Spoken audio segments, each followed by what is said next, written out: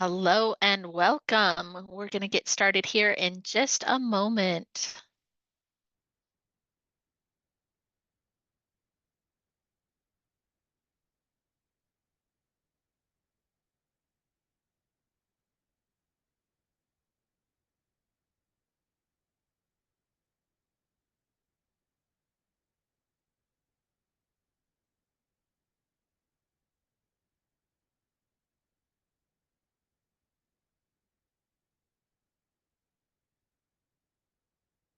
All right. Thanks so much for joining us today. We're here to work on a strategy session for the digital SAT exam. So, this is going to be particularly relevant if you're looking at taking your new digital SAT test this next coming week with the October 24th administration. My name is Rachel Mead, and I am the founder of Enhanced Prep. And I'm so excited to have you with us today as we spend a couple hours together giving you some good strategies, techniques, and processes to be better equipped going into your official exam. I've been working in the test prep space for almost 30 years now, and I love nothing more than spending time with students to help make sure that they understand the language that the test writers speak here. This test is so different from what happens with anything that you're doing in school and really has its own set of rules around it. And I truly consider myself an expert who's passionate about making sure that you understand those rules and the best way to play the game called SAT. As we're getting into this, before we get into the fine details of what's happening within the SAT, I do want to take a minute and make sure that we clarify the difference between test optional and test blind, as these are still big trigger points of what we have happening in the college admission space. If a college really is test blind, it means that they're saying, even if you send us scores, we're not going to look at them as part of the decision to admit you. When we're talking about the schools in California, the UCs, the Cal States, while they consider themselves test blind from an admissions perspective, they're not completely test blind in terms of what's happening once you choose to attend the school. And what I mean by that is depending upon a major, the major may decide that they need to see your test scores in order to qualify for that major. They also can look at whether or not you need to take some remedial or below college level classes. For example, if you're not submitting a verbal score from either the SAT or the ACT that's putting you at a certain rating, then they could say, you know what, we need to put you into a below 100 or below college level a language class in order to make sure that you're meeting the requirements and understanding of the techniques that we're going to be teaching. So it can save you a ton of time, even if you have some of those test blind schools that you're looking at, to make sure that you're taking the test and have some of those scores ready. If the college is test optional, it means that students are competing for a spot with students that are sending in those scores. And we have seen from the elite and prestigious schools that the scores they're looking for have actually been increasing since they've gone test optional, because it's only the students that are above that average score that are sending them in. So their stats are creeping up a little bit. But it is important to remember that if a school is stating that their test optional, that really means that they're recommending the test. They want to see you take the initiative to take that test and send those scores in. But obviously, when in doubt, of course, we do have some great college admissions partners that we can refer you to if you need to talk about a customized situation and that you have questions on. So today we're going to spend a little bit of time really going through some overview of that SAT. You can see just a couple of minutes, but the vast portion of what we're going to be working on together within our space is really giving you some good strategies and practice amongst the three different types of questions that come up. And I do want to point out that it could seem that we're front loading that math a little bit in terms of how much time we're spending there. But there's a very good reason for that. Remember that the math score makes up 50% of your total composite score, where the reading questions make up 25% and the writing and language questions make up 25% to combine for that 50% within the verbal.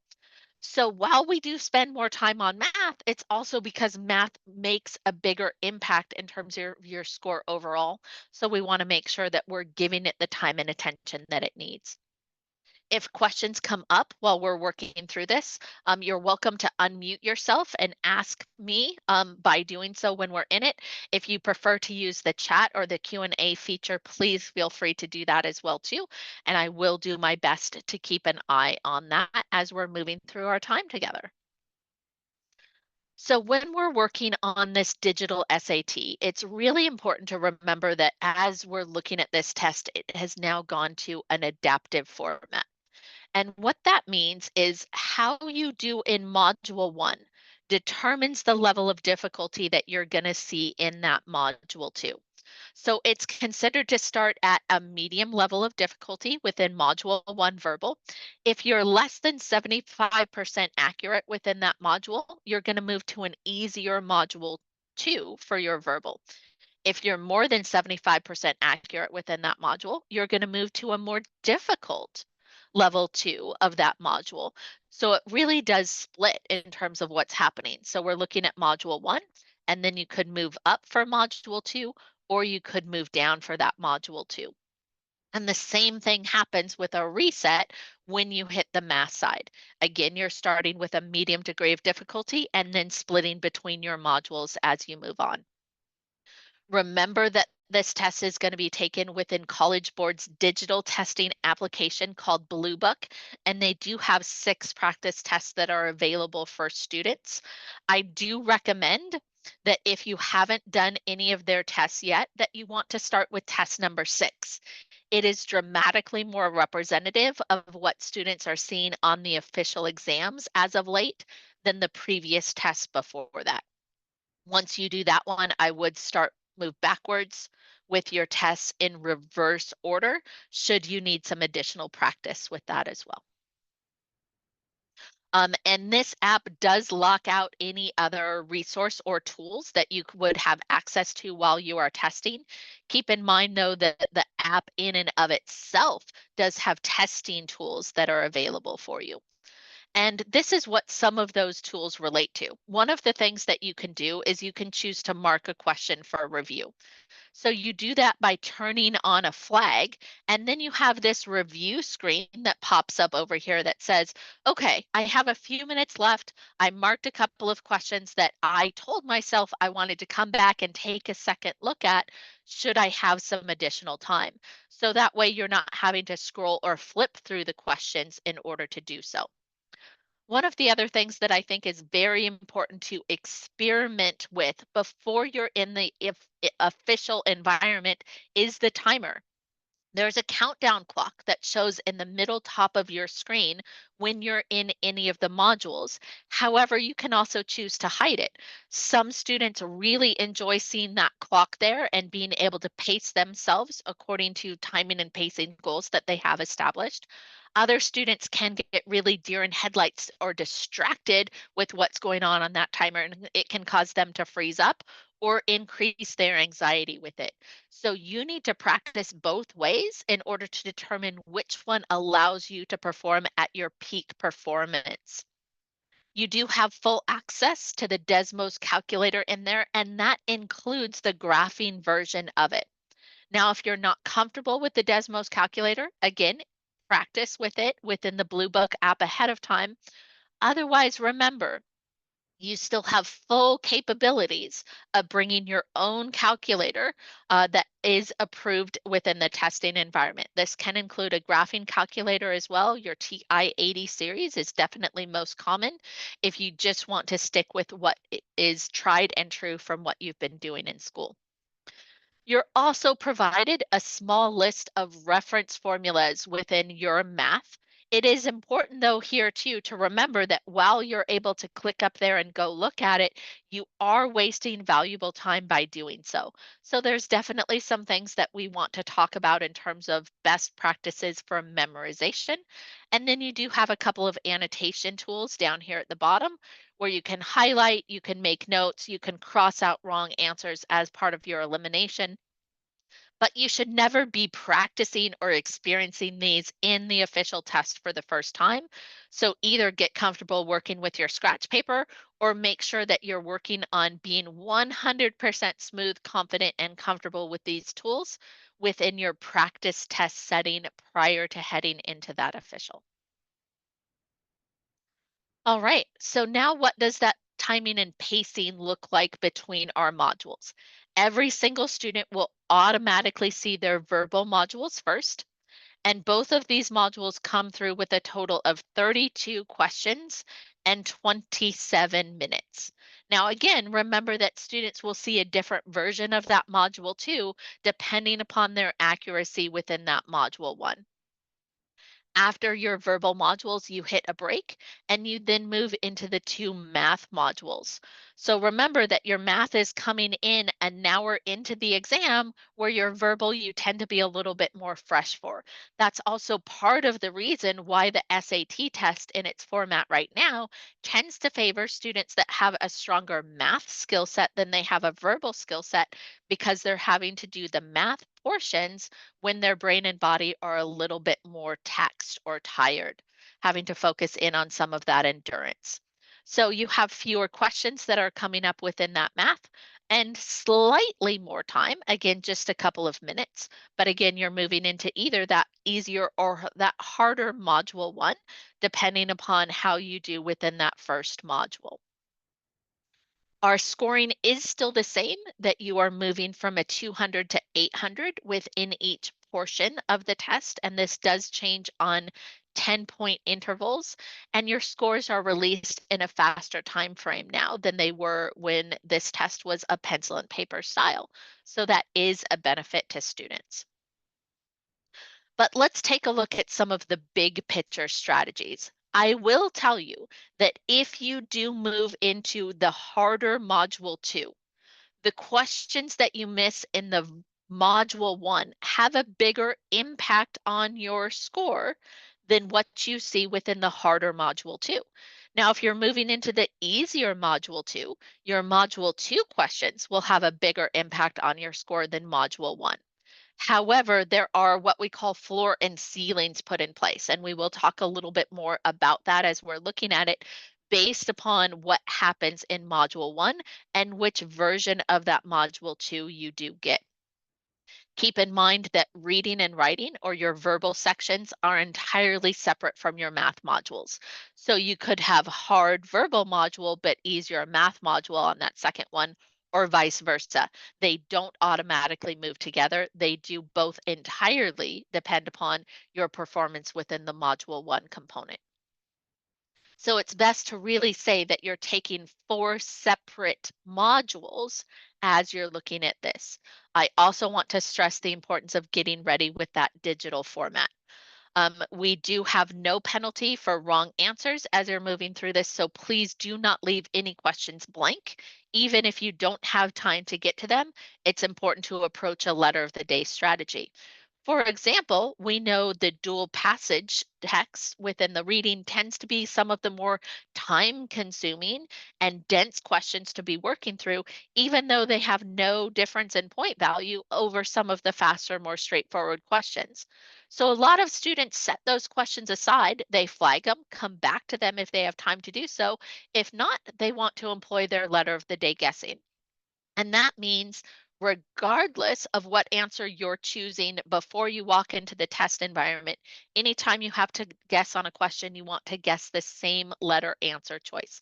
If there's three questions I'm guessing on, I'm going to guess B all three times. It's going to help increase my probability that I'm going to get at least one of them right. Okay, so now when we're getting into the breakdown between our reading and our writing within our verbal, the test is not static in terms of where it changes. And what I mean by that is our reading questions will always come up front. They start at one, however, they might stop at question 13, or they might stop as late as question 17. And that means that where our writing starts also changes. And this can change from test to test in terms of what module one looks like, or it can change within what module two looks like. It is not predetermined.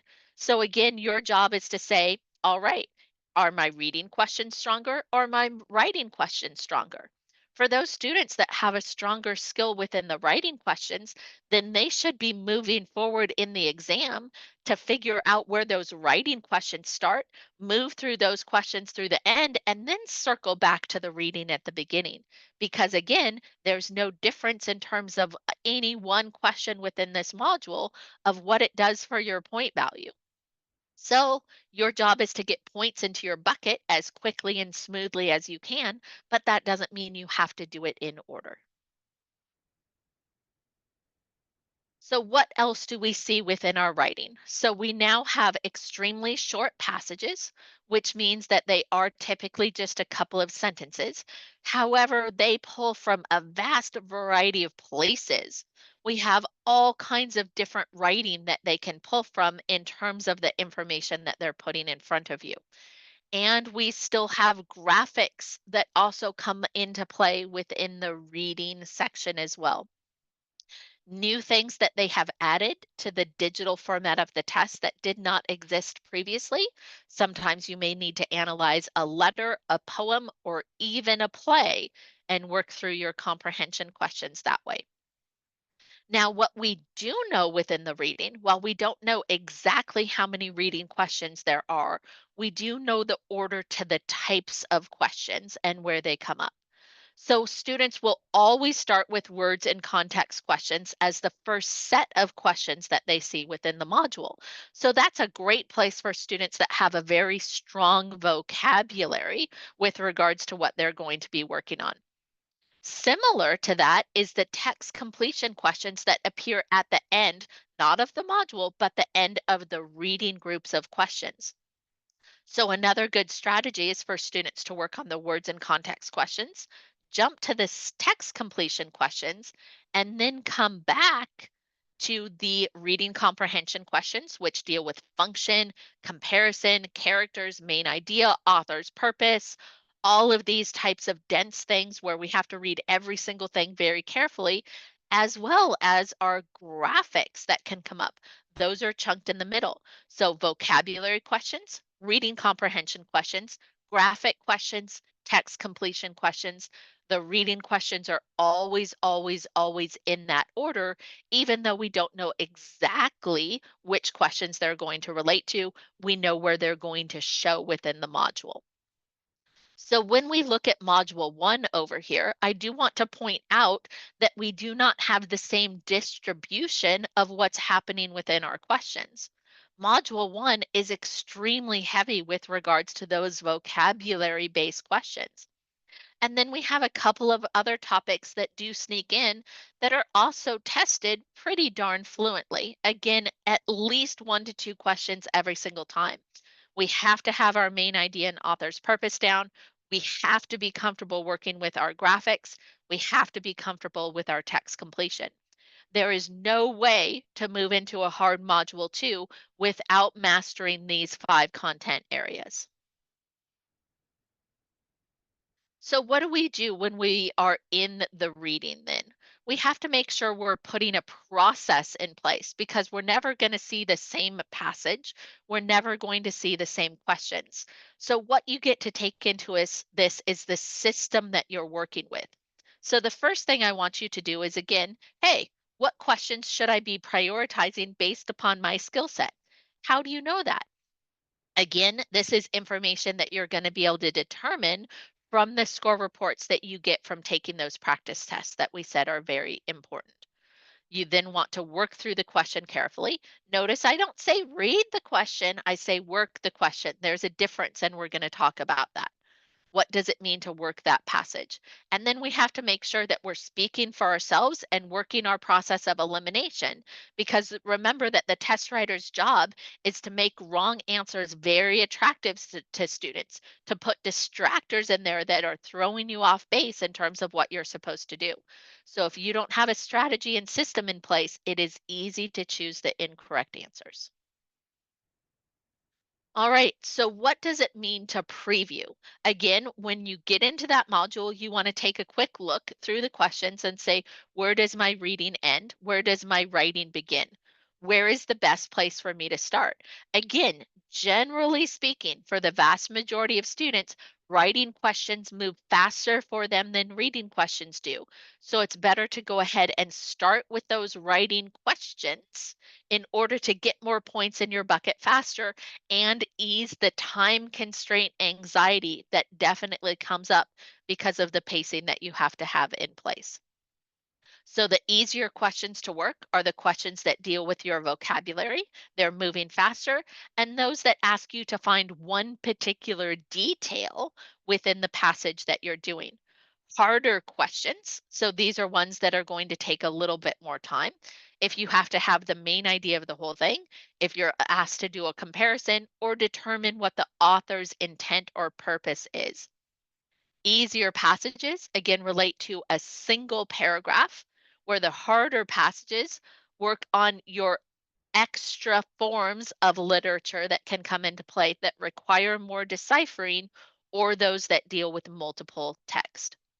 Again, a question that makes you do a comparison on a multiple text has the exact same point value as a vocabulary based question from a words and context. You don't earn more points for working harder, so your job is to work smarter by making sure you have a plan in place with how you're attacking these questions. All right, so let's take a look at what we would do with this type of question. We can see we've got one blank coming into play. Taking a quick look at our answer choices, we can see that this is choosing the vocabulary words that are going to best insert into the blank that we have here. So, our job is to pay attention to what clues we have within our text and where this question should be fitting in. So, if we're recognizing that this is a words and context question, our job is to say, how strong is my vocabulary? And how well do I know the vocabulary words that are coming into play? Now, keep in mind that the SAT likes to ask about alternate or secondary definitions of vocabulary words rather than the most obvious ones. So we can't always just say this is the one version it has. We have to be ready to rely on those other versions. So let's take a look at some clues that we have in this question that could help us work through this. We can see that the baskets are being described as intricate, coiled, and we can see some information about some materials that are coming into play. All right, so let's see how the second sentence relates to us. Following a specific technique that originated in West Africa, our subject skillfully winds thin palm fronds around a bunch of sweetgrass. So we can see that this is directing us back up to our items with the help of a sewing bone to create the basket's signature look that no factory can reproduce.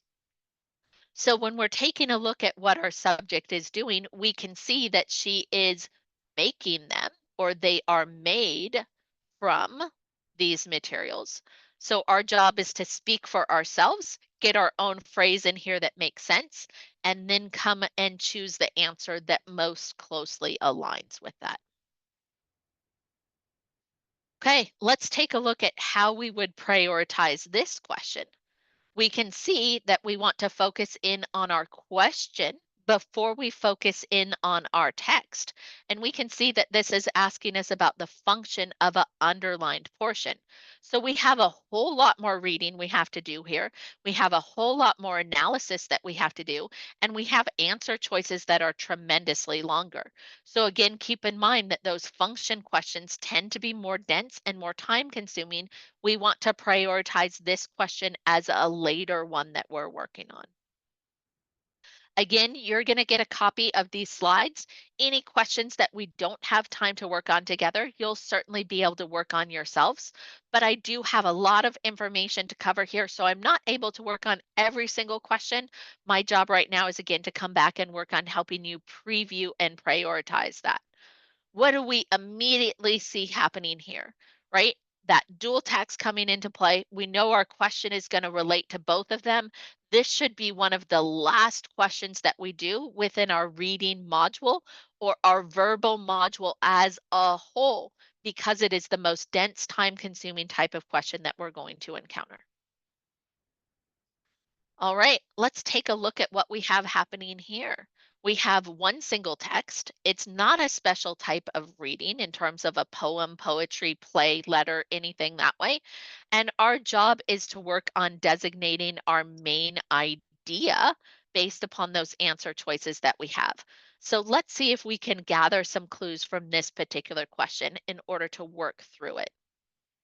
So we have a great big introductory phrase happening here, believing something, something, all the way to my comma. I have to make sure I have command of what my punctuation is doing, even within the reading, so I know what to focus in on. So my subject is coming in here. So I'm going to entirely skip that introductory phrase and focus on what my subject is doing. I'm not going to pay attention to these names. I don't want to let my brain process that. I can just say these people designed an apartment building in Japan to be more fanciful than functional. Okay, we've got a great big reference to what's happening here. They're taking how it looks over how we can use it. A kitchen counter is chest high on one side and knee high on the other. Then we've got a colon coming into play, which means we're moving on with our example. We're moving on with our idea. A ceiling has a door to nowhere. The effect is disorienting, but we've got a big transition in here. We're now moving in the opposite direction, invigorating. After 4 years there, filmmaker Naboo reported significant health benefits. Okay, what's the main idea? What subject do we need to make sure we're keeping in play? Is this filmmaker the important part of our subject? No, it's the example. So I want to eliminate answer choice C because this is based upon a detail, not based upon our main idea. Okay, let's see if we can pinpoint anything else that's relating to our subject. Our subject is the apartment building that looks better than how we can use it. So let's pay attention to how that is coming into play within our answer choices. Although inhabiting a home surrounded by these features can be rejuvenating, it is unsustainable. Is that really what the full entire description was about? Is everybody going to think that it's rejuvenating and unsustainable, or is this a detail of support that was brought into play? Again, our focus is on the apartment buildings and their design, not the benefits of it. So I'm going to eliminate A as well. Now look what's happening in B here. Designing disorienting spaces. When I'm tutoring students, I talk all the time about certain words in our answer choices needing to tingle our spidey sense, right? If you're a fan of Marvel, you know that spidey sense tingle is like something is wrong, something is going on. I need to figure out what it is. We have a great big trap word coming into play here with this disorienting spaces. So while it talked about the effect being disorienting, some of our traps are going to include anything that has an extreme use of language, always, never, everyone, super over the top with this, anything that has a negative connotation. Because again, if I was related to either of these people, and you were to put something in writing that says their designing was disorienting, this is no longer taking it to the author's opinion the way we have it in answer choice A, but it's putting a distinct connotation that is negative on this. And it is a huge trap. I'm going to eliminate D as well. I'm sorry, B. And my answer choice is D. Although impractical, now, again, that's nowhere near as extreme as saying disorienting because it is already telling us by rule here that it's not functional. If it's not functional, that is the same thing as saying that it's not practical. We also have softer or more neutral language coming into play down here with regards to the use of may improve. We're not saying that's going to happen to everybody. We're just saying that it is a possibility. It's very even keel, trying not to get everybody on either side of the argument upset. So pay attention to those traps and get used to your spidey sense.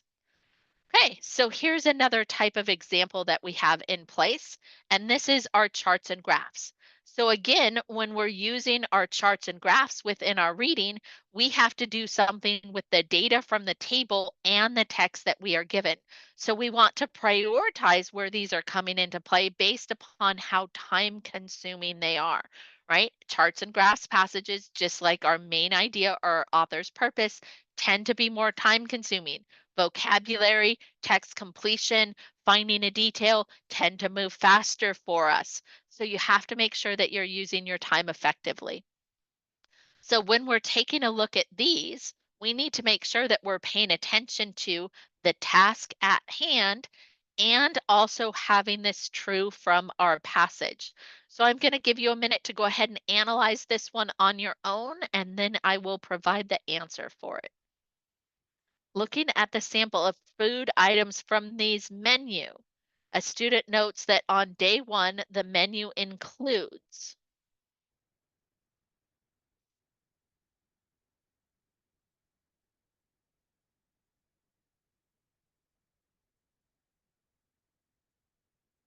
So the only thing we have to focus in on here is what's happening on day one. So we find one on our chart, and we definitely see it is sugar cookie cubes that are part of meal B. Sometimes it's not going to be that easy. Sometimes we're going to have to get a lot more meaning from the text that's involved. This one happened to be a little bit more straightforward and faster for us.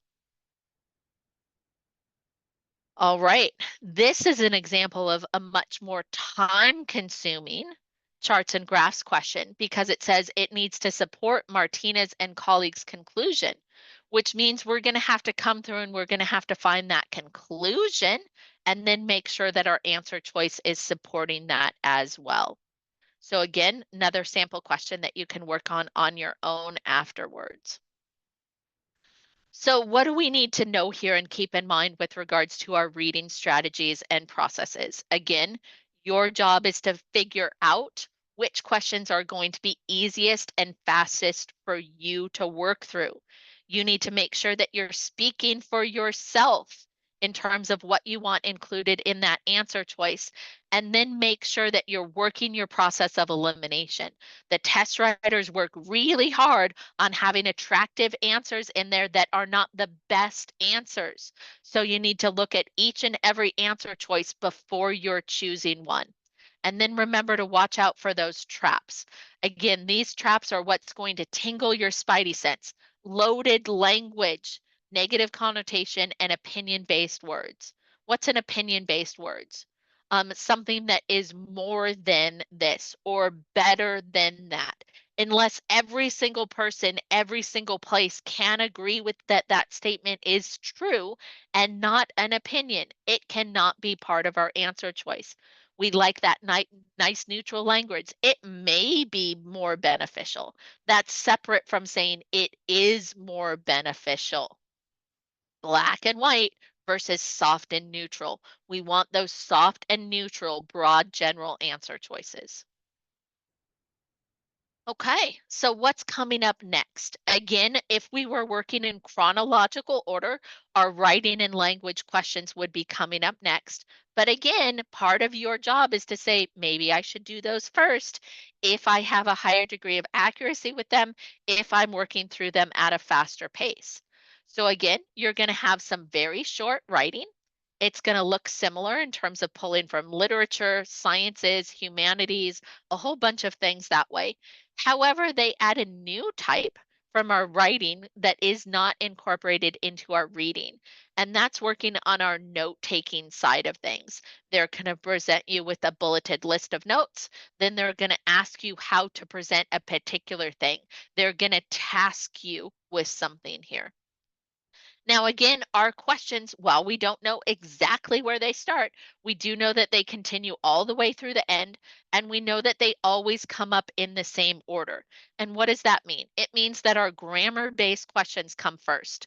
These are questions that deal with punctuation, with our verbs, with recognizing our complete ideas. Basically, it is anything other than your transitions and your authors based research or those note taking questions. So we deal with all of our grammar first. These tend to be pretty quick questions, but I also want to point out how heavily these questions are tested. They show up more than your transition questions, which you normally only have two of, and more than your author's research-based questions. Now, keep in mind these research-based questions are much more heavily tested in Module 1 than they are in either Module 2. We do not have even distribution of the same question types occurring with the same frequency in the other modules as we're moving through them. The challenge with this test being adaptive is Module 1 makes you cover a wider range of topics more broadly, and then Module 2 is going to make you go in more targeted questions on a deeper level of scale. But you can't get the better Module 2 unless you master Module 1. Module 1 is always top priority, regardless of which Module 1 you're in.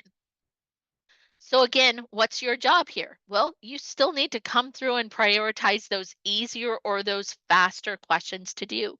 Use that flagging tool in order to keep track of questions you want to come back and look at. They are going to try and trick and trap you by getting you to pay attention to just a small portion of what they're presenting, but you still must read full context. Make sure you are always reading period to period when you're looking at this. Come back and make sure the answer choice that you're choosing fits into the blank space that you are provided with. And that sometimes also means that we don't have the best way to choose. And what I mean by that is things don't have to be 100% correct with anything that's not underlined. And sometimes our brain knows this is the best way to fix it, but it's not one of our answer choices. And so we have to choose the answer choice that is best of the bad ones that we have. And while this might seem really obvious, I'm going to tell you that there's never two right answers. Pretty straightforward there. But I will tell you, with one exception, other than when they're taking a look at parallelism within examples, we have a few things that we know, and that is a semicolon equals a period, which equals a comma followed by fanboys. Let me make sure I'm writing that a little bit neater for you. FB for fanboys. Those all represent the same type of answer with regards to stop punctuation of what we should be working on within our grammar. We know a single long dash is also the same thing as a colon in terms of how those get used. If we have a transition that says however, with a transition that also says on the other hand, these are both transitions that are showing a contrast. We're not going to have to choose between which contrast transition to use. We can eliminate both. It's how we need to pay attention to analyzing those answer choices to say there's only some things I have to choose between, not everything. So punctuation is by far the most heavily tested concept within the SAT writing questions. You need to know your stop punctuation, which is punctuation that is joining two complete ideas for you. We have go punctuation, which can join two ideas as long as at least one of them is incomplete. We don't care which one it is, but at least one of them must be incomplete. Our half stop punctuation must be a complete idea followed by either our colon or our dash that also has very specific rules that come into play. And you also have to know your apostrophes, both in terms of contractions as well as ownership. So the number one strategy that I want to leave you with regards to your punctuation is always look to see what is changing in the answer choices. That's going to help you put on your blinders and say, this is the part that I need to pay attention to.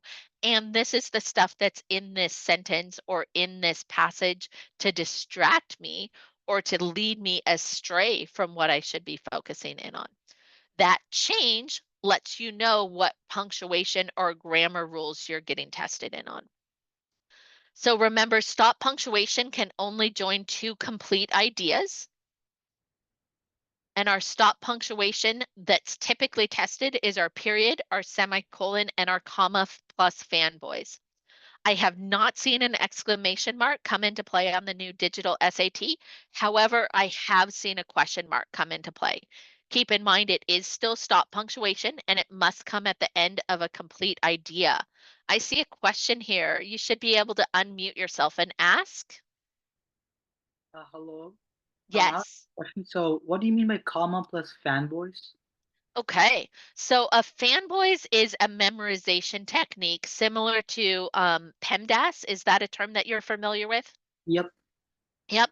So PEMDAS is a memorization technique that helps us memorize parentheses, exponents, multiplication, division, addition, and subtraction.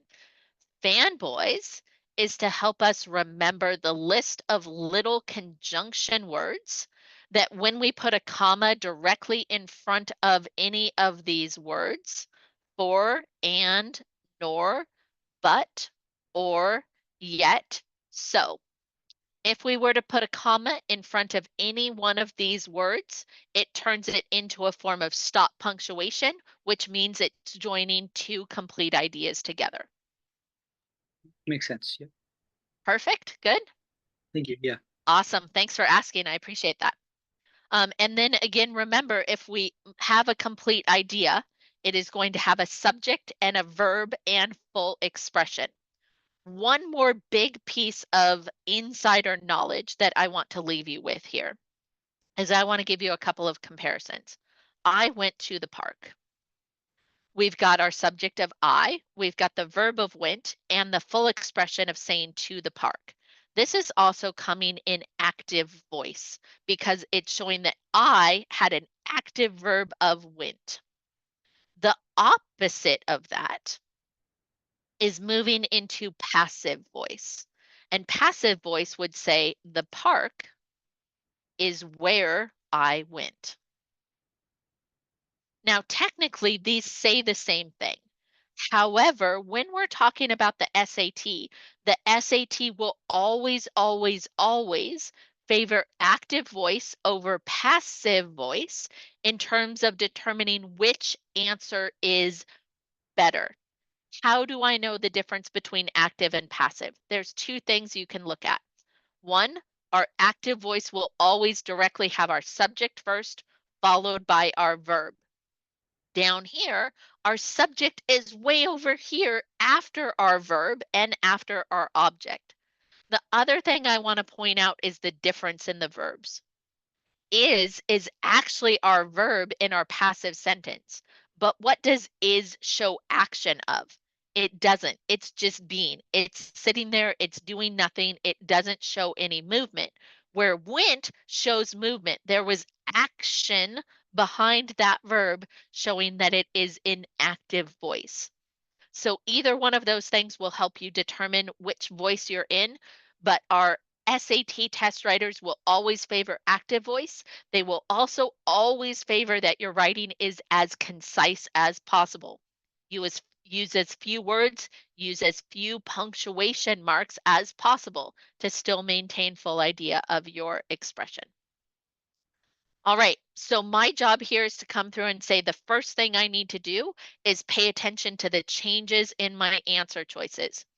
I see a comma coming in here. I see a period coming in here. And then I see one answer choice that has nothing and another one that has a word in it. So I want to pay attention first and foremost to my answer choice that is an outlier. And what I mean by that is I'm hopefully recognizing that answer choice D has stop punctuation in it, where answer choice A, B, and C all have go punctuation in it. Again, what is that stop punctuation doing? It's saying that I'm working on joining two complete ideas. If I had verbs where one of them was plural and three of them were singular, I'd pay attention to the outlier first by working on that plural verb. Again, we can't have more than one right answer. So let's focus in on the answer choice that is most different here. So my job now is to come through and say, do I have two complete ideas? So I'm going to take a look at my first sentence, which is moving from fantasy through world building. And I'm going to say, do I have a complete idea? Let's check. Fantasy writer so and so is known for his complex character development and intricate world building. Okay, I do have my subject, I have my verb, and I understand what this person is known for. I'm going to say that this part is complete. All right, now I need to take a look at the second half of it. I'm going to start from breaking and I'm going to work all the way through to the end of my period. Breaking with the traditional publishing establishment, Sanderson has recently come under fire for launching a crowdfunding campaign publishing his most recent works. I've got our introductory phrase, then I've got my subject, I've got my verb, I understand what he's doing. This is also complete. So I'm going to choose answer choice D. Again, it's the only one with my stop punctuation, so I don't need to take the time to check any other answer choices as long as I analyze those answer choices first for which one is my outlier, which one is different than everything else. Let's take a look at this one here. Let's see what we have going on in our answer choices. We've got and, we've got no punctuation, we've got a semicolon, and we've got a comma. Do we have an outlier down here with regards to our forms of punctuation? Absolutely. Again, I only have one that comes in as stop punctuation, where the other three are coming in on go. If I had three that were stop and one that was go, I'd check my go punctuation first. I'm checking that outlier. So let's see if we can break this up into two complete ideas by starting with our initiative and running through parks. The Mission 66 initiative, which was approved by Congress in 1956. Now, what's happening right here because of these commas? Anytime we're separating a phrase with a comma on both ends, it means that whatever we're putting in between is unnecessary information. It is there to waste my time. It is there to distract me. I want to eliminate that because it's not part of what I need. The Mission 66 initiative represented a major investment in the infrastructure of overburdened national parks. I like that. Subject verb, complete expression. I'm going to call that complete. It prioritized physical improvement to the park's roads, utilities, employee housing, and visitor facilities while also establishing educational programming for the public. Also complete. I need stop punctuation. I only have one answer choice that does that for me. All right. Now, here is a great big exception to what the test writers are currently doing with regards to their use of semicolons. Now, the vast majority of the time, again, please remember that a semicolon is going to be the same thing as a period. However, the test writers do work on breaking this rule when they're testing you on parallelism within separate phrases in a list. And what I mean by that is we're going to have a blank someplace in a list of three items, and our job is to make sure that we're continuing to follow the trend. These are not as frequent as the other types of questions that come up, but because it is one of the major rule breakers that the testers are putting in there about our stop punctuation joining two complete ideas, I wanted to make sure that we had an example of what was happening here. So let's take a look here. Oh, this is not one with our parallelism. Do I have one? Yes, I'm going to jump. Let's take a look at this question. Let's see what we have going on here. This is our comma plus our fanboys. Good recognition of asking me about that beforehand. Oh, this is not the one I was looking for. I apologize. I jumped too far ahead, but let's work this one anyway. All right. So we can see that we've got a comma plus a fanboys right here. So that is our only form of stop punctuation that is coming into play within this particular question. So again, it's my outlier, where my other ones are go. Let's see if we can fit in that stop punctuation. What do I do? Now it's important to remember that the fanboys becomes part of the punctuation. So when I'm testing for my complete ideas, I'm going to go all the way up through ones. But when I'm starting on the other side, I'm going to start with it because the punctuation includes the fanboy's word. It is not separate from the fanboy's words. So that means the whole entire piece of punctuation is the comma and the fanboys. So if I'm looking at this case, Dutch painter Vincent van Gogh often reused canvases because he couldn't afford new ones. Complete. It still came as a surprise when art conservators at the National Galleries of Scotland discovered a hidden self-portrait. Blah, blah, blah. Yes, we're still complete. So I'm sorry, I thought I had a good example here. I do want to come back and just show you a little bit of what they're looking at here in a simplified form. Our concept is I love visiting. What do I love visiting? We have Miami, Florida as one idea, Tacoma, Washington as one idea, and San Diego, California as another idea. So what would the test writers do here with this question for you? Well, they might give you different representations of this Tacoma, Washington. They could put a comma here. They could put no punctuation here. They could put your semicolon here. Our job is to say, I have 3 items in a list and there will be at least one of these items, in this case, that does provide me the rule on how I'm separating these items. So they will always give you at least one complete example of the 3 things in your list that your job is to just come through and follow that pattern as you're working on it. So again, this is how they're sneaking in that parallelism. All right, let's take a look at this one here in terms of what we're doing. Where's our answer choices changing? We have 2 dashes. We have just 1 dash. We have a dash and a comma. We have a dash and a period. Interesting. Which answer choice should we look at first and foremost? Can we recognize which one of these is our outlier? After a spat of illness as a child, Wilma Rudolph was told she might never walk again. Okay, all that's doing for us is introducing, but it's not relating to us at all. It's there to distract us. Let's ignore it. Now we're getting into being able to go period to period with where we're working. Defying all odds, Rudolph didn't just walk, she ran fast. During the 1960 Summer Olympics in Rome, she won both the 100 and 200-meter dashes and clinched first place for her team in the relay, becoming the first. Okay, we've got a whole lot going on here, right? So our job is to come back in and focus on the part that we can control. So we know a comma is splitting our ideas on us. So let's see what we're going to do with regards to our punctuation here. Rodolph didn't just walk, she ran fast. Now, is that a separate idea from what we have going on with regards to the Summer Olympics? Yes, because our subject is changing. Up here, our subject is Rudolph.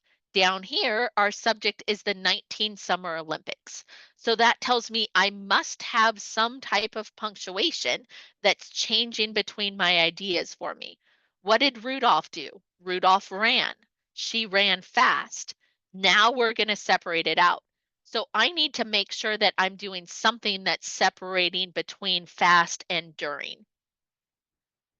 Okay, we have our stop punctuation still coming into play here though. So we should probably check that and see if we do indeed have complete ideas on both ends, which we do. All right, go punctuation. Again, our go punctuation is going to take a look at anything that is joining two ideas that at least one of them is incomplete. Now, again, it doesn't matter if it's both of them or if it's the first one or if it's the second one. Our go punctuation comes in two formats. We're either going to separate with a comma or we're going to separate with no punctuation. No punctuation comes into play if we only have one idea. A comma will come into play if we have two ideas. Remember, ideas must have their own subject and their own verb. So let's take a look at this one. Now, here's a great way to say what answer choices are the same. These both have the stop punctuation in them. We can take a look at this question and we can see that this is not about a list of comparing things. So I am immediately eliminating answer choices C, A, and C because they both have the same answer in them. So my job is to say, what's my difference? Here, I have no punctuation, which means I would only have one idea. Here, I have go punctuation with that comma. A comma's number one job, unless it is attached to a fanboy. A comma has one job and one job only, and it is to separate ideas. So again, if we only have one idea, we're not going to use that comma because that comma is going to separate for us. So let's determine how many ideas we have. Let's start at our beginning. The haiku-like poems of this person. Oh, what happens there with that whole thing separated out by our commas? The test writers are only putting it there to distract us. Let's eliminate it. Let's get it out of the way so we can focus in on the rest of what we're working on.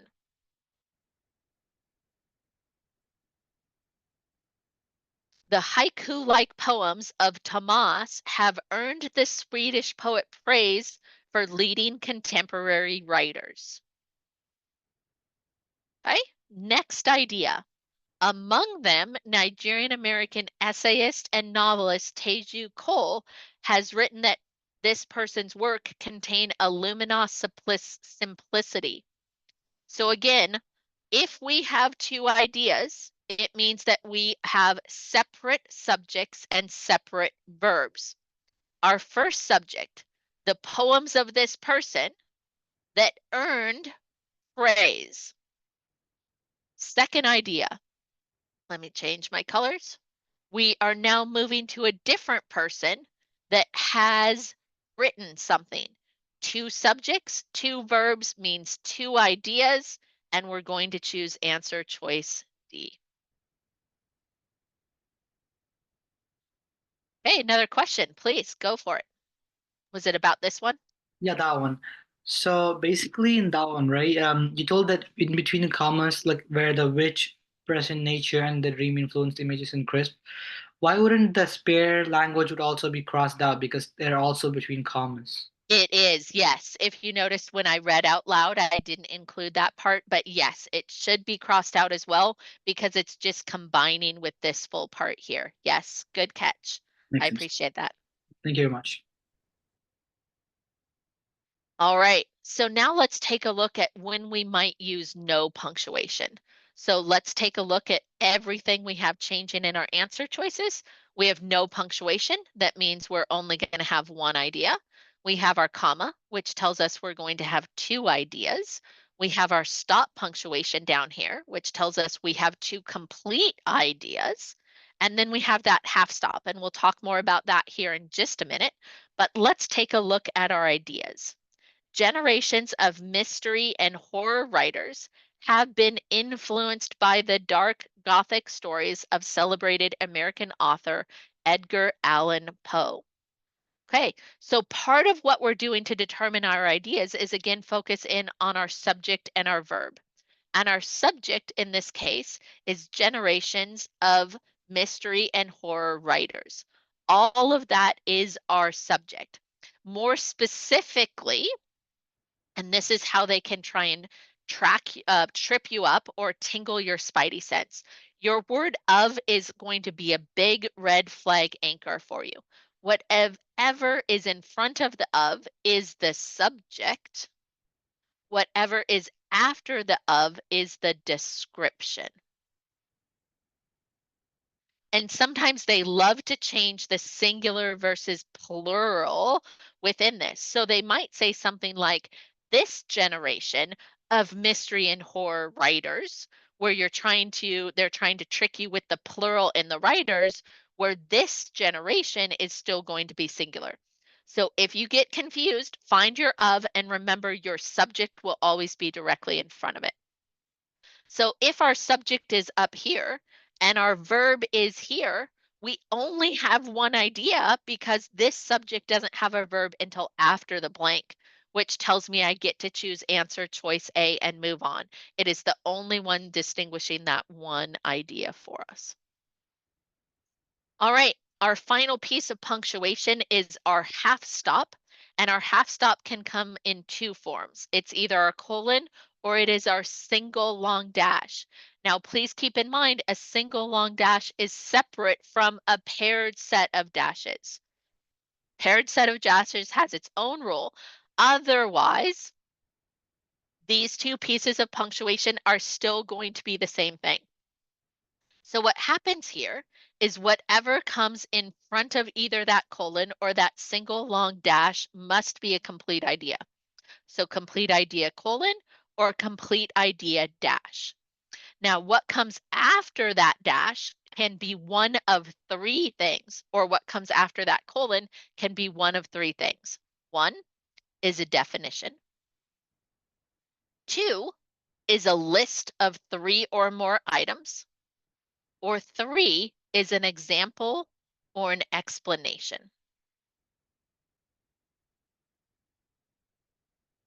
Now, I do need to stress that we cannot have any filler words. So whatever is directly after that colon, starting right here, must directly define, explain, or be the list of the last word directly in front of it. We cannot use words such as, like, for example. That's all filler, and that would be using either our colon or our dash incorrectly. So let's take a look at what we have going on here. Let's look at those changes in the answer choices. We've got stop punctuation on this side. We've got stop punctuation on this side. We've got no punctuation, meaning we'd only be dealing with one idea. And then we have our half stop coming into play down here. So we don't necessarily have an outlier here because they're all representing different answer choices. So we have to analyze what's happening very, very carefully. So do we have any interrupting phrases within this first part? Absolutely. I don't need to know necessarily what was happening here with regards to this person and where they were from, right? We have this introduction coming into play that doesn't matter. We have our interrupting phrase with regards to our parentheses that doesn't really matter. Among study participants who experienced frisson while listening to music, there was one personality trait that scored particularly high on openness to experience. Okay, so my job is to say, what does this openness to experience relate to? How does this fit in with everything else? Oh, this defines or explains the personality trait that they scored particularly high on. We have that direct example of what they scored high on or the explanation of what they scored high on. And I know D is going to work. I do not have a complete idea regardless of where I'm splitting my on, so I'm going to get rid of that. But I do have a change or an explanation. It's not just one continuous thought. High on openness to experience. That doesn't finish what I started with that one personality trait. I'm setting up that example. All right, long dash, again, going to be the same thing. Um, be careful though when it does pair on us, right? Here we can see a pair. Here we can also see a pair. If we see two dashes, meaning our paired dashes, they should be the exact same thing as inserting parentheses around that phrase in terms of what we're offsetting. So let's pay attention and see what we can analyze here. So I've pinpointed my differences with answers choices B and D. And now let's pay attention to what's different between my other answer choices. Okay, C has that colon where A does not. Ocean dwellers that include. So let me ask you this. Does squid define, list, or explain include? It does not. It does define, list, or explain ocean dwellers. So if I had something that put my colon here after dwellers, that would work. But it doesn't work the way it is right now because it has that filler in there. Okay, let's pay attention to the relationship of what we have. Let's get rid of our interrupting phrase. Eli recently discovered that cephalopods, ocean dwellers that include squid, the octopus, and the cuttlefish, have a special genetic ability called RNA editing that confers evolutionary advantages. Okay, so what's our job here? We can see that Eli made a discovery. He made a discovery about cephalopods. And the verb that goes with our cephalopods is have. So if our subject and our verb are not immediately together, the way we like to have them together in our active voice, and we don't have an answer choice that gets rid of this whole entire phrase, our job is to make sure that we're setting it apart completely as unnecessary information. Now, answer choice A could look very attractive, but we're missing the comma after cuttlefish. If it had a comma there, we could choose it, but it would never give you both A with a comma after cuttlefish and D. There's always going to be a distinguish maker. And again, ocean dwellers isn't the only thing that's separated. We have to include the squid, octopus, and cuttlefish in it, which is what makes B wrong. All right, next piece of information we want to look at with our vocabulary is our verb agreement. We have a lot of times that we need to take a look on whether or not our subject is plural or singular and work on matching up our verbs. Now, again, remember your test writers love to throw in the unnecessary details to distract us. And remember that if we have a collective noun like group or team, it is still a singular subject. It is not plural. The team is one group of people, even though there's multiple people. All right, so we need to make sure that we're matching things up. We also have verb tense, which is when something happened. We have to make sure that our tense is aligning with the other tense around it. So we're going to pay attention to our verbs that are not underlined. We're going to pay attention to our time reference clues. We're going to get rid of our interrupting phrases. And please keep in mind that the SAT will frequently test you on both tense and agreement in the same question. Now that's to your advantage because it gives you two pieces that you can work through with your process of elimination. So let's take a look at what we have in our answer choices. Measures, had measures, would have measured, will have been measuring. Okay, we've got a whole lot going on here with regards to our different tenses, right? One of the things that I want to stress again is we already talked about the fact that we want to stay in active voice. We also, like I briefly mentioned, want to stay concise. So if we don't need to put in any extra words, we don't want to do so. All right, so let's get rid of our interrupting phrase. We don't need this, for example, to understand what's happening as we're moving through this. In recent years, economists around the world have created new tools that quantify the overall well being of a country's citizens. Economists in India use an ease of living index. This tool blank economic potential, sustainability, and citizen quality of life. All right, so we see our subject is this tool. So let's see if there's anything that we can do with regards to our singular versus plural, because we're recognizing this as singular. This tool measures. Now, again, it might be a little bit hard to determine if a verb is singular or plural. And one of the strategies I recommend for you is try using he versus they. So I can test this and say he measures or they measures. Oh, it would be they measure, not they measures. So that's helping me recognize that this is singular. He had measured, they had measured. Ooh, is that going to be the same thing? Or would I say he has measured? Interesting. Think about that for a minute. He would have measured, they would have measured. Those both seem to work, very past tense. He will have been measuring, they will have been measuring. Again, hopefully we're recognizing that this is plural and it would be will he has been measuring. But again, we've got a whole lot of miscellaneous text that doesn't work down there with that. So what is the most direct approach for us to take for matching in with what we have right now? Well, this is something that is happening right now, so we get to stay in current text. We can also see use. This is in current tense, not past tense. I'm going to choose answer choice A.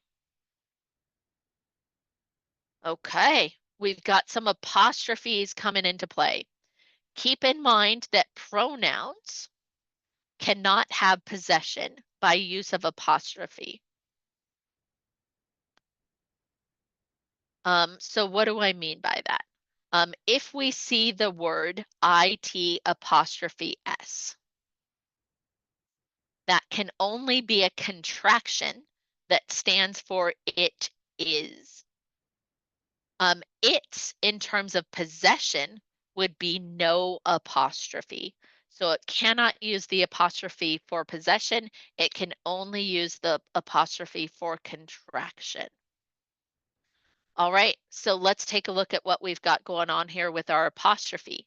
In B, this is saying that this is plural with possession.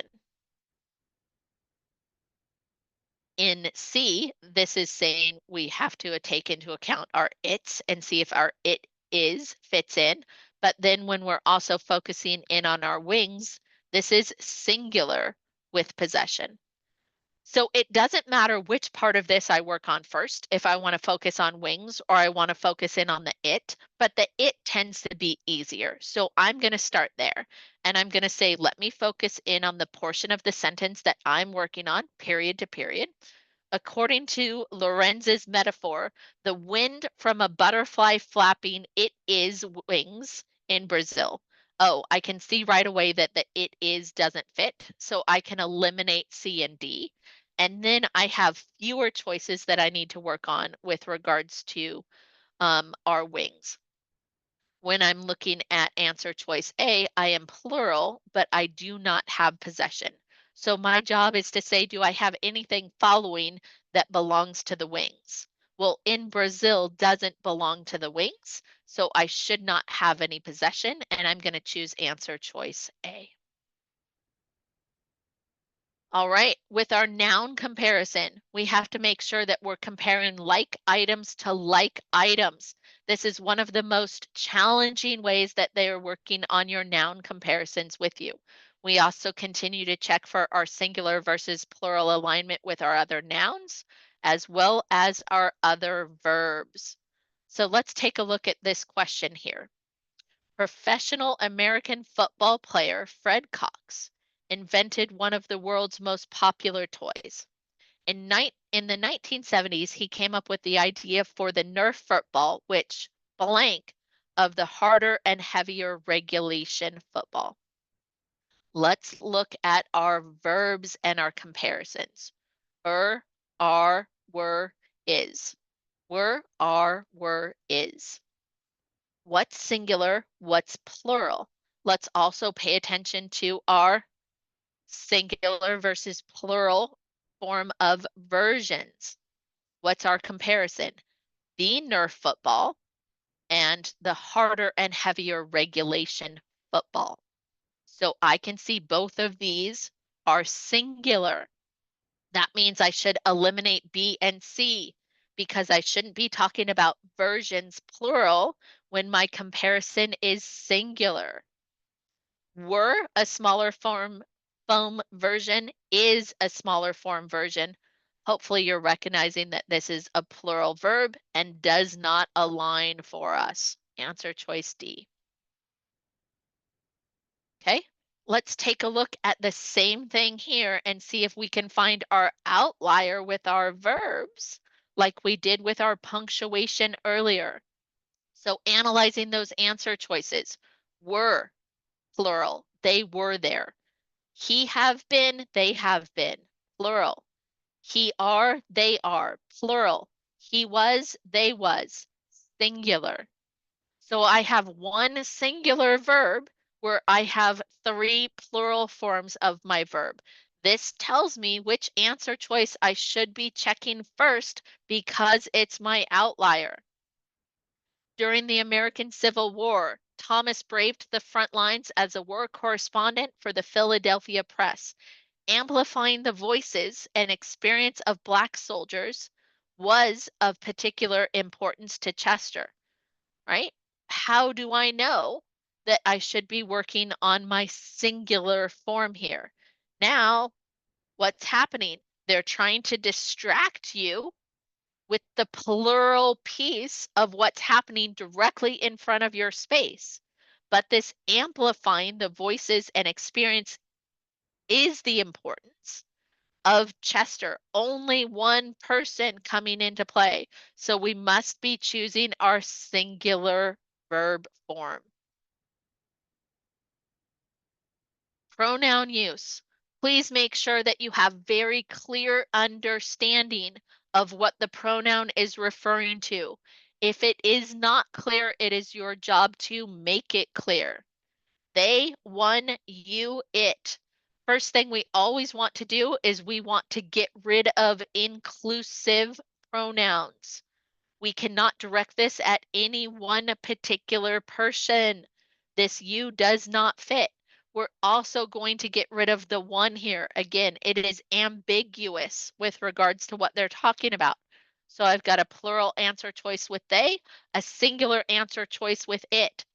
They, there does not only need to refer to people when we're talking about the SAT.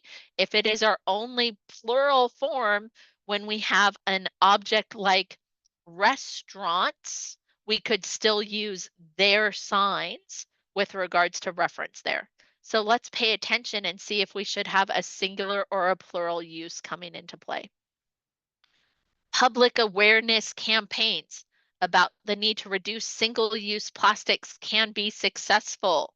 I don't care about this interrupting phrase here. When these campaigns give consumers a choice. Oh, now look what's happening here. The SAT is not using their own correct grammar in play. We cannot get distracted with the garbage that they're giving us because we do not get to control this piece of the sentence. They're allowed to break their own rules, but they don't let you do that. Again, our job is to come back and focus in on what we can control. Japan achieved a 40% reduction in plastic bag use after cashiers were instructed to ask customers whether they wanted a bag, it wanted a bag. Well, who were they asking? They were asking customers, which is plural. I'm going to choose answer choice A as my plural choice. All right, when we're getting into our research-based questions, your job is to first read the question and identify the goal. Now, more times than not, you can ignore the bullets as long as you're analyzing your answer choices carefully. Every once in a while, you need them, but take a look at what the question is asking you first and then decide. So, what's my job here? I'm going to come down and I'm going to read the question first. The student wants to emphasize the difference covered by the Philadelphia and Lancaster Turnpike. So I need to make sure that my answer that I'm choosing is going to do that. I'm going to see if I can get away without reading the bullets. The 62-mile long turnpike, I like that. The turnpike was the first private turnpike.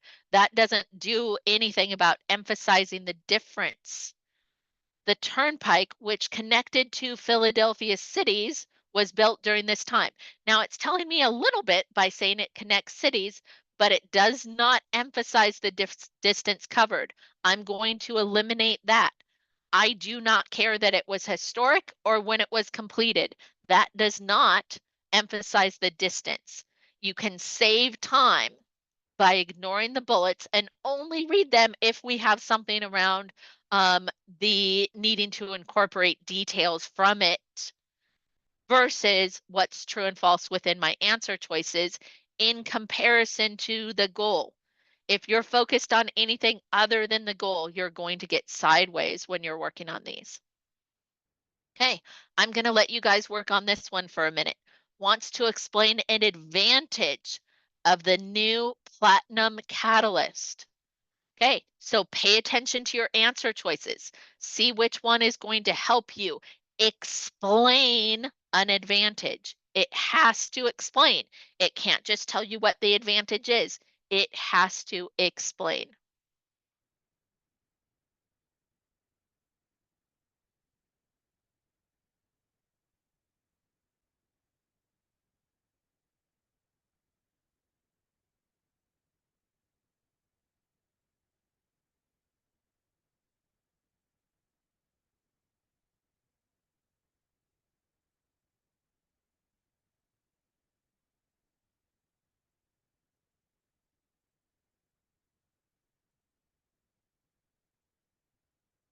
So if I'm asking you to explain that advantage, it means you should be able to tell me what that advantage is when you choose that correct answer.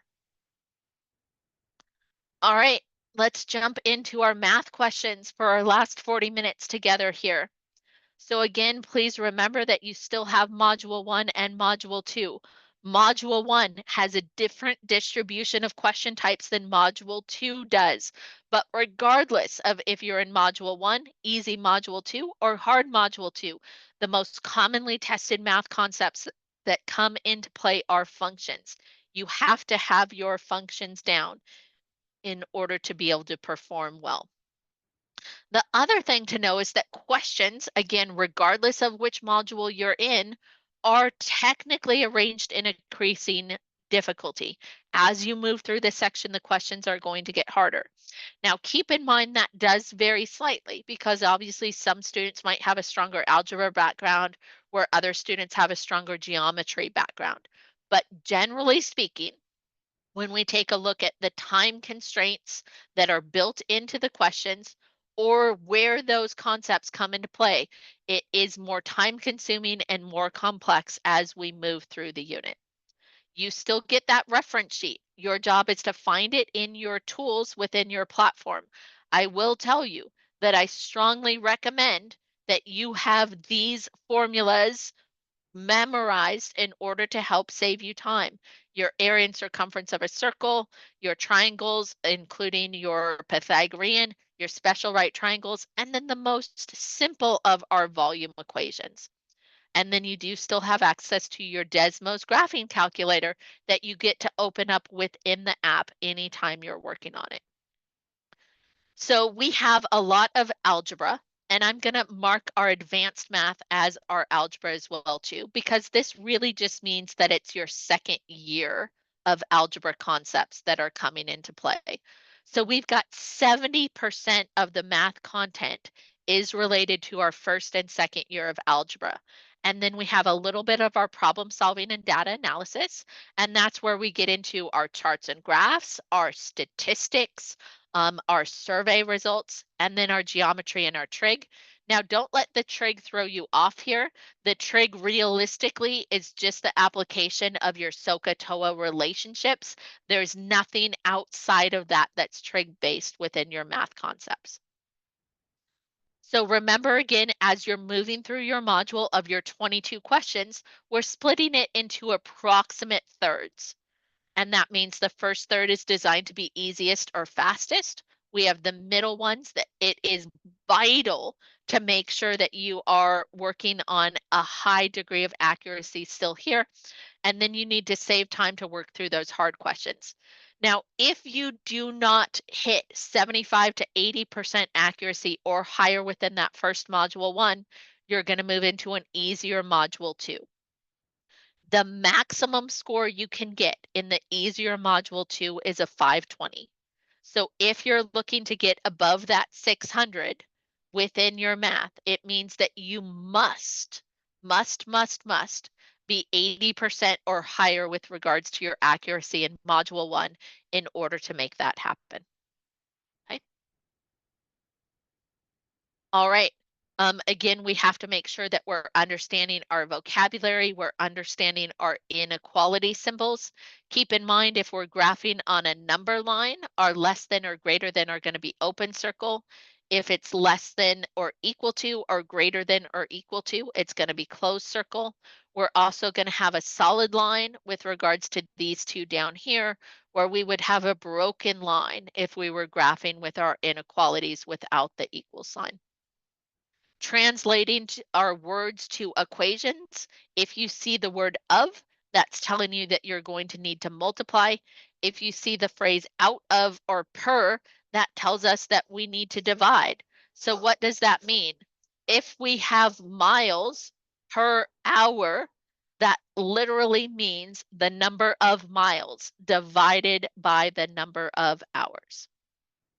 We have our PEMDAS. I asked you about this a little bit before, but again, there will be questions that focus on just your ability to come through and execute your order of operations. So we start inside our parentheses, and then we move on to our exponents. Please remember that your multiplication and division and your addition and subtraction are technically on the same level. When that is all you have left, your job is to move left to right through the execution of those terms. So let's take a look at this example question that is also relying on our PEMDAS execution here. The given expression is equivalent to bx to the fourth minus 14, where b is a constant, and our job is to determine what b is. So let's work through our distribution here as we have this. Remember that that negative sign must distribute to both parts of your parentheses.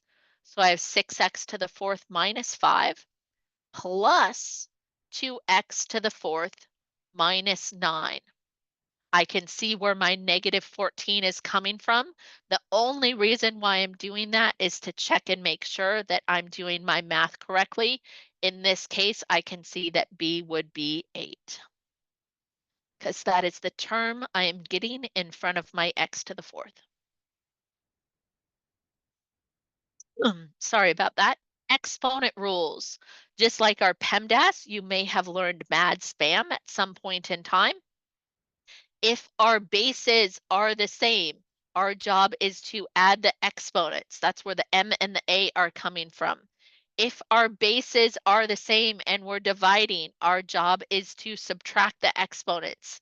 That's where the D and S are coming from. And if we have a power raised to a power, we're going to multiply to get our full exponent. And then I also want to stress that we need to be comfortable working with negative exponents. It just means that we're going to reciprocate. If the negative exponent is up top, we put the whole term on the bottom and change our exponent to positive. If the negative exponent's on the bottom, we would do the same thing, flipping it up top. And you must be comfortable moving from a fractional exponent to a radical form. We have to be fluid in moving between these two. All right, here we can just see that we've got some subtraction going on. Again, straightforward question. I'm not going to work on that one with you right now. We're going to keep moving to take full advantage of the time that we have together here. This is one really important thing that I want to stress for a minute. When we're looking at this, we really have three root rules that we need to know. If our numbers are both inside their own root and we're multiplying, we can multiply the numbers and combine before we simplify. If we have a fraction inside a root together, we can split it out and then simplify. Now, this is where things can get tricky, and I have to make sure that you're understanding the difference between what we're saying here. If the text in the test has the radical printed over the number already, you are only to take into account the positive root of that number. If it is asking you for the square root of 25, the answer is only 5. There is no negative version of that. Now, that is very different from saying, I know that x squared equals 25. In this case, my radical is not pre-printed in the math that I'm given. I am doing that math myself where I'm writing that radical in or putting it in play doing my mental math. In this case, my answer is plus or minus 5 because my radical was not predetermined. Again, if that radical is provided, if it is hard printed on the text and it's not you doing mental math, we are only looking at the positive version. All right, so let's take a look at what we have going on here. Let's work our process of elimination. We have x to the third, y to the sixth, all going to the third root. So what does that really mean? We have x3 over 3, which means I need an x in my answer choice. I am going to eliminate a and c right away because they do not include my x. I have y to the 6 over 3. It means I need a y squared. Take one bite at a time, make sure you eliminate. You never know what might happen in terms of losing your focus in a question, so make it easy to pick back up where you were. Next concept I want to make sure that we're working on is our percents. And a percent literally just means what part we have out of 100. The test writers love to test you on these when you're working on word problems. We also have to understand our relationship between our decimals and a percent, right? So if I have, for example, 88%, that means my decimal equivalent is 0.88. If I have 127%, it means my decimal equivalent is 1.27. If I have 0.06%, because that percent sign is there, it is still not only in decimal form, and I still have to move my decimal 2 places. This is 0.0006. And we know they're going to ask you about percent change. I want you to think of that in the most simplistic form of saying, I want the difference between my values over my original value. So let's work on translating this equation into word form. How are we going to do that? What percent? That's something I don't know. Of is multiply. 300 is equals 75. By taking a moment to make sure I'm writing this out, it's going to help me avoid any careless errors. So what am I going to do? I'm going to say x% then equals 75 divided by 300. Okay, so now what do we do here if I already have that percent in my equation and I have that percent inside, I've got an extra 0 there, inside my answer choices? How do I work through in terms of solving what I'm doing there? Well, if we come through and divide this, we're saying x% equals 0.25. So it's asking us what percent. So if our rule is x% and we're getting that decimal, we're going to have to convert.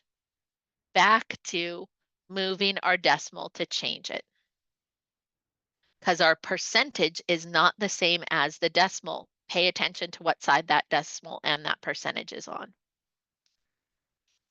Okay, let's take a look here. Yep, we've got one more percent question. We have time to work on this one. Great. During the first month of sales, a company sold 1.3 million units of a certain type of smartphone. During the same month, 15% of the units sold were returned. If the sales and return rate remain the same for each of the next 5 months, about how many units of the smartphone would be returned during this 6-month period? So my job, I have to make sure that I'm focusing in on exactly what has been returned. So my recommendation here is that you always work with smaller numbers when you have the opportunity to do so. So I want to determine what percent were returned during any one given month. So I'm going to say 15% of the units sold. So I know I'm going to be bringing into play that multiplication. I'm going to change this to a decimal, and then I'm just going to multiply through by my 1.3 million. So if we take 0.15 of our decimal, we multiply that through by 1.3 million, then we're going to get 195,000. Now notice we've got a big trap coming into play here. If we're not paying attention to the fact that it's asking us about a 6-month period, they are doing everything they can to make A be a very attractive answer for you. However, I'm going to eliminate that. My job here is to come back and say, I'm now going to multiply this by 6. Do the math if you have to, but also keep in mind that your job here is to focus in on your process of elimination. So if I'm saying approximately 200,000 times 6 months is going to get me a little bit over 1 million. Don't do more math than you have to. That's a great place to let your mental math come into play. All right, ratios, proportions, and rates. These are lots of comparisons of quantities that the test writers are going to throw at you. If you have two fractions that are equal to each other, the fastest, and most accurate way to work on solving to get through that is to always come through and cross multiply. Make sure you're asking yourself, do I have my labels in the right places in order to be able to compare? A customer spent $27 to purchase oranges at $3 per pound. How many pounds of oranges did the customer purchase? So our per pound means that we have per is divide. We're taking our $3 per 1 pound. That's going to be equal to $27 per X number of pounds. So our labels are the same. We can eliminate all of those and we can cross multiply and divide in order to be our fastest way to come through and solve for this. So we're recognizing that they purchased a total of 9 pounds. Okay. How can that same philosophy help us out here? Speed in miles per hour. What does that tell me again I need? It means that I need miles over hours. But keep in mind here, they don't always give you the right unit of measurement that we need. So we would have to do something to come through and convert with this. So I start with the units that I have. I have miles over 1 second, and I need to work on getting to my hours. How am I going to do that? Well, I need to continue to convert my units over 1 minute, 60 seconds over 1 minute. Then I'm going to have 60 minutes over 1 hour. And that's going to allow me to come through and work on my conversions. Charts and graphs are very frequent within our math section. One of the things we need to pay attention to is that our units are not always equal. Sometimes we might go by one or tens or fives on one axis and not the same on the other. Sometimes we're not going to start at the origin. Those are two big ways that the test writers love to trap us. Please be careful of that. So this is a great example. We're moving by units of one along one axis, but units of two along the other axis. So let's take a look and see what we can do with our process of elimination without having to do any actual math on this one. So we're recognizing that this parabola is opened up. All of our A values in front of our squares are positive, so that does not help us. But let's see how our B values can help us. Remember that our B is our intercept. We can see that's coming through at positive 20, which tells me I want to do zero math on this question and just take the interpretation of my graphic. Okay, here's another one where we're having to interpret a different type of graph. We need to look at the percent of car sales being the smallest. We can see that our axis is coming through with a label of percent of cars for sale. We need to know when that percent is coming through at the smallest. How would we answer this question? Line graph shows the percent of cars for sale at a used car lot on a given day by model year. We're just coming through to look and see when that percent is hitting its lowest point.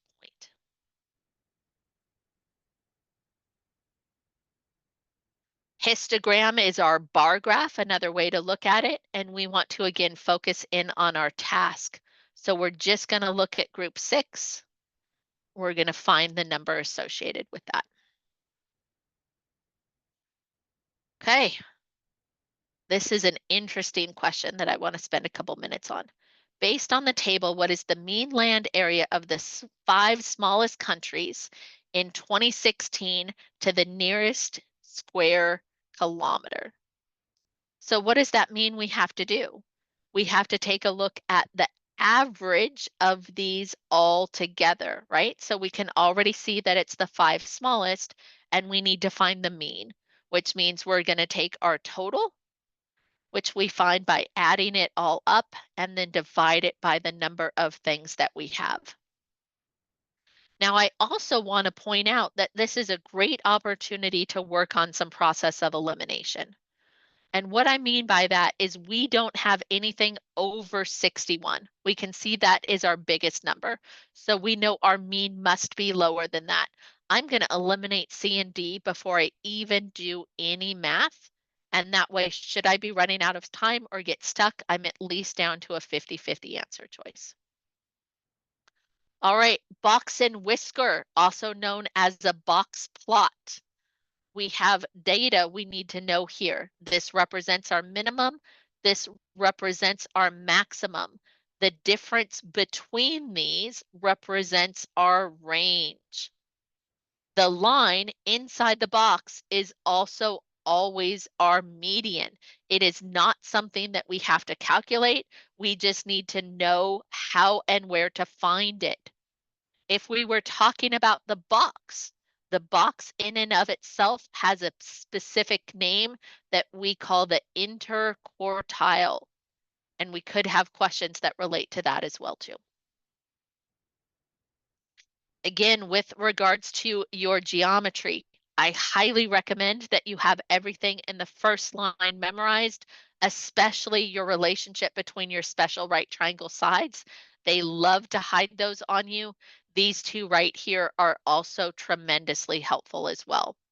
Here's some vocabulary. Again, you're going to get these notes. I'm not going to go back through this right now, but make sure that you get these fresh in your mind as you're working through your preparation.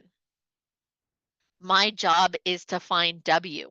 I need to recognize that if my lines are parallel, every big angle is going to equal to the measure of every other big angle, just like the measure of every small angle will equal the measure of every other small angle. And should it also come up, any big angle plus any small angle will always be equal to 180 degrees. So again, I should not be doing any math here. This is straight understanding the relationship. I need to be ready to move quickly. We have to know both area and perimeter of our four-sided shapes. Make sure that you're ready to solve those, and we're going to move on and hit our triangles for a minute. Keep in mind that our formula for area of a triangle is 1/2 base times height. One of the things that they love to hide on you is, should our triangle be inscribed inside either a square or a rectangle, where the base of the triangle makes up the whole base of our four-sided shape, and the point touches the edge on the other side as well, the area of the triangle will always be the area of the box divided by 2. Every single time. It might not seem like it gives you enough information. And again, it doesn't matter how they draw that. They could also draw that this way. It's still going to be half. We don't have to have right angles in order to be able to solve it. Okay, let's take a look at what we have going on here. They're trying to overwhelm us with details, and our job is to make sure that we're designating what we know. So we have a right triangle RST, and we have another right triangle that is UVW, right? We know they're similar, so therefore it has to be a right angle as well. We also know that S corresponds to V and T corresponds to W. So I'm going to say S is up here, and I'm going to put V over here. I'm going to put T here, and I'm going to put W here. Okay, now I have some sides that I do know. RS is 20, ST is 48, TR is 52. Ooh, what did I do wrong, and how do I know that I drew this wrong? I know that if it's a right triangle, my hypotenuse must be my biggest side. So I need to take the time and make sure that I'm designating where my sides are correctly. Don't fall for that trap that they can just go anywhere. So I'm going to say RST this way, and I'm going to set up my other triangle to have the same relationship, UVW. All right, RS is 20, ST is 48, and then I have my 52 coming into play, and it wants my tangent of W. So again, while this looks like trig, this is really just our SOHCAHTOA, and tangent is going to be opposite over adjacent, and I can use what I have coming into play. So I'm going to take my 20 over my 48, and then my job is to come through and reduce. Okay, with your circles, it is very important you have both your area and your circumference memorized. The other thing that I do want to stress is we could have the diameter that goes all the way across the middle of our circle, and we know 2 radius will also equal our diameter. Sometimes they're going to try and trick or trap you with regards to that. Let's take a look at this circle question. We know our center is at O, and we know our circumference is 36. What is the length of minor arc AC? Minor arc means that we're looking at the shorter comparison between these. So what do we see happening here? We see that we're given a right angle, which means that the opposite or vertical angle is also right. And that's also going to tell us that our other 2 angles are right. So we took our full 360 degrees and we split it into 4 in order to get our 90-degree measurements coming into play. So all we're going to do here is split the circumference into 4 in order to get the measurement of our minor arc. Part over whole, part over whole, part over whole. You have to be ready to find slope. Change in rise over the change in run. You have to have this down. You also have to be very familiar with your slope intercept form, right? Remember that that's going to come in the form of y equals mx plus b. I also recommend that you have your standard form memorized and all the things that you can get from standard form in terms of both of your intercepts as well as your slope. But sometimes it's going to just be some straightforward manipulation that you have to put into play. Remember, if we have a linear equation, we're going to be working on a straight line. If we have an exponential equation, our line is going to be curved. Let's take a look at what we have and how we're going to determine what we're doing. The given equation represents distance, where t is the number of seconds that an object is moving. Which of the following is the best interpretation of 16 in this context? Okay, how are we going to work through this one? This is really saying that this represents our m, which is our slope, which is also defined as our rate of change. So we have to make sure that we're getting rate into play here. So I'm going to get rid of A and B right away because they don't include that phrase rate. And I'm going to pay attention that this is 16 and not 1 over 16. Rate of change. We need rate in place. All right, so again here at Enhanced Prep, if you are not familiar with us, we do work really hard on elevating the experience that our students, our tutors, and our parents all have. Hopefully I put some great curriculum in front of you today that you were able to gather some good tips and tools from.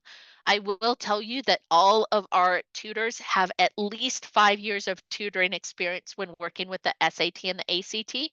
We do provide you every single recording of the session that you work on with us, as well as all of the notes and very targeted homework in order to give you that transparency of progress. We share that with our students as well.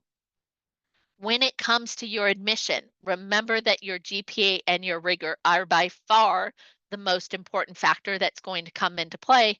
However, your test scores are second most important. Again, that does relate to your test optional schools as well. And if we're looking at that scholarship, your test scores are vital, just the same way your transcript is when it comes to play with your uh, um, rigor and your GPA. When it comes to your applications, again, remember that your colleges are looking for that academic curiosity.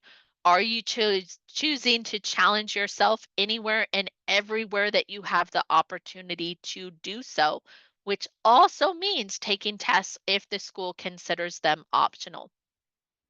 In addition to both SAT and ACT work that we do here with our students and our tutors, we do work on all AP exams and any of that homework support from AP or IB courses as well, so that we can make sure that your transcript does represent the best version of yourself. Now, if you are unsure which test you should be taking, please keep in mind that the SAT and the ACT are not the same test. They test on some of the same concepts, but they test it in very, very, very different ways. And it's important to know that every single college in the United States, in-state, out-of-state, public, private, military, or otherwise, gladly accepts the SAT and gladly accepts the ACT. There is not a single college that is going to care which one you take, and there's not a single college that's going to require you take both. So that means that you get to determine which test you're better suited for. Now, I get the question all the time from students that they just say, I'm just going to take both the official SAT and the official ACT and see which one I'm better at. You can certainly do that. But again, remember, it takes a while to get your scores back. If you're not testing in fairly close dates, the results might not be as accurate. And most students that care enough to sit for both tests officially are going to spend a little bit of time studying for the SAT and a little bit of time studying for the ACT because they don't want to take them cold. We highly recommend taking a full length practice test of at least one, if not both, in order to determine which test you're better suited for. Taking a full length practice test of both is always the best indication because we get to compare like things to like things, see how you're doing in the full setting, and which one speaks the language that is better for you. Now, there are still some things that we can do. If you have your PSAT scores, for example, we can certainly use those as an interpretation.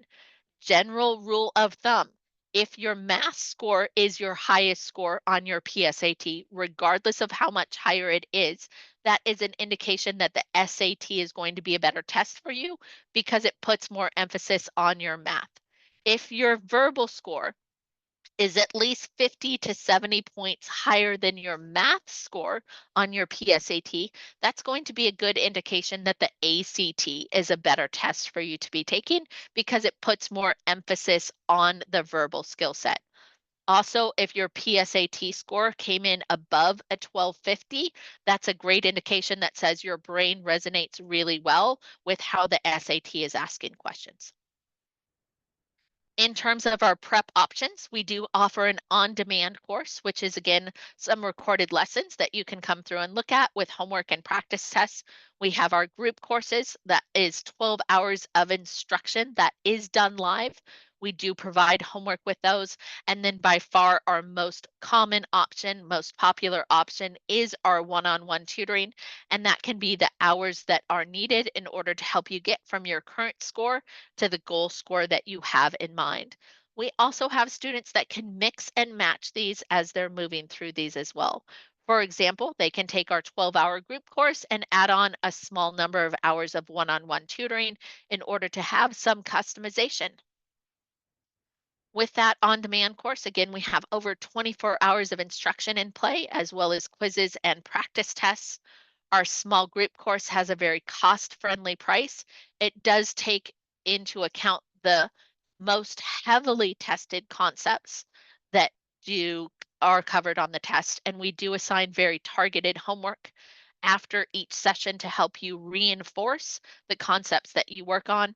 We also provide the recordings of the sessions and the annotated notes for you to come back and refer to. We highly recommend if you're doing our group course that you do wrap up the week of your official exam. Anything more than that, your concepts are not going to be as fresh for you. With our one-on-one tutoring, we do customize our instruction based upon the content, the strategies, and your own individualized game plan. Like we had talked about here, hey, most students should be starting with the writing or language in this section, but that doesn't necessarily mean you. Maybe you are more challenged by that vocabulary. We're able to build that into your own game plan when you're doing that one-on-one tutoring with us. We pay very close attention to our tutor matching. For example, while this is my company, I am definitely not the best tutor for everybody. Sometimes they need a tutor that has different qualities, skill sets, or personalities than I do. So we work on a team approach. We involve your parents. We ask you a lot of questions about your learning style, your sense of humor, to make sure we're matching you up with somebody that has a personality and communication style that's going to work well with you. We also make sure that our plan incorporates data. There is a reason behind every move we make in our one-on-one programs, and we make sure that we're in constant communication about what that is.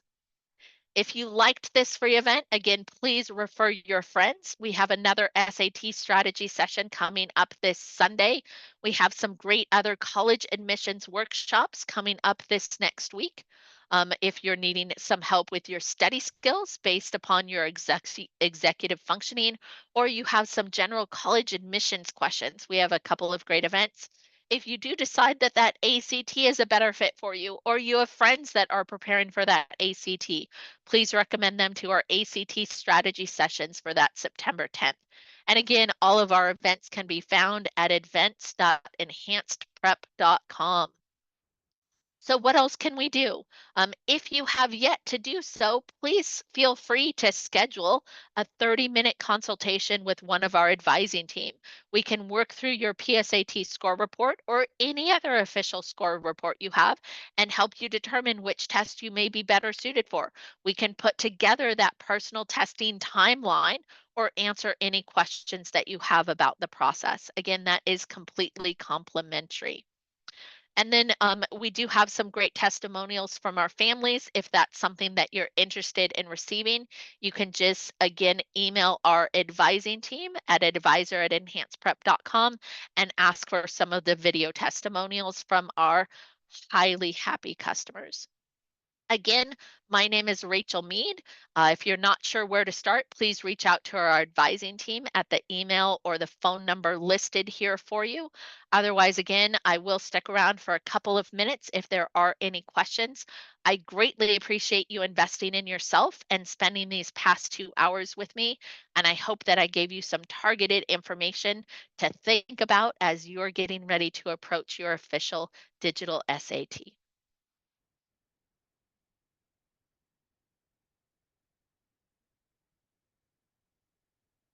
If you do not have any direct questions, that this is a good platform to ask on. Again, you are more than welcome to go ahead and drop off. We will be sharing out this video and the annotated notes from my session so that you can come back and review those. Otherwise, you're more than welcome to take yourself off mute and ask me any general questions that you have at this point.